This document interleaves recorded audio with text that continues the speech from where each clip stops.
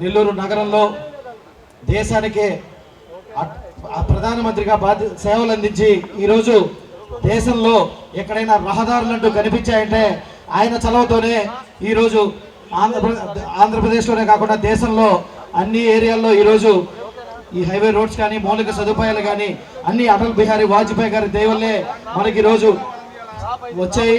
ఇటువంటి ఆ నాయకుడు విగ్రహాన్ని ఈరోజు నెల్లూరు జిల్లాలో నెల్లూరు నగరంలో ఈరోజు మంత్రివర్యులు, భారతీయ జనతా పార్టీ నాయకులు, తెలుగుదేశం పార్టీ నాయకులు, జనసేన నాయకులు అందరి మధ్యలో ఈరోజు ఆయన విగ్రహాన్ని మనం ఆవిష్కరించుకునేదానికి నిజంగా ఒక గొప్ప వరంగా ఈరోజు మేము భావిస్తున్నాం.